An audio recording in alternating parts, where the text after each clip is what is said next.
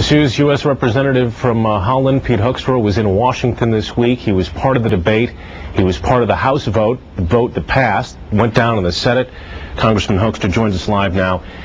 Why did this turn into a referendum against big labor? Well, I think that, there were people who were saying we really need to make sure that the automobile industry restructures itself, that they're going to get this money from the taxpayer, but that they really become a viable model. And the barrier that they saw was the UAW and the contracts that are out there right now. What was your take on the president at first declining to intervene? He could have taken care of this a couple of weeks ago and getting the Treasury involved. He decided to let it go through the legislature, and now he in turn is acting finally. Well, I think the president waited. He wanted to try to get this into legislative language. If it has the force of law, it has more power than if it's him negotiating with the big three, coming up with an agreement, recognizing that that agreement can be changed under an Obama administration simply with a stroke of a pen. But I wish he would have taken care of it earlier. I think it was pretty clear, a month ago that this was not going to go through Congress.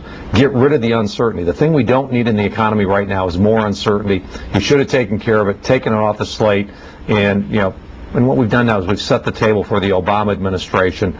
They're going to have to deal. The president has to act. I think he will. But then President Obama, the new administration, the new Congress, they're going to have to deal with this probably around the 1st of April. Congressman, when you go out and you talk to your constituents and you talk to the manufacturers in your district, what's the watchword out there? Is it fear? It is fear. I mean, I went through a lot of, my manufacturers. They're making 1/3 of what the workers are at the automobile industry. I said bailout or no bailout. And I'd say 3/4 of them said, help these guys. I looked at them kind of confused, and they said, Pete, it's not about their jobs and what they're getting paid. If you don't help them, I lose my job. There's a lot of fear out there. This is going to go through. They need the money. They'll get the bridge loan. But a lot of work needs to be done. I really hope so. I think so. There's a lot of work in a lot of areas that's going to need to be done to get this economy moving again. All right. U.S. Representative Pete Hoekstra from Holland, thanks for joining us live tonight. And, of course, this is just starting off our economic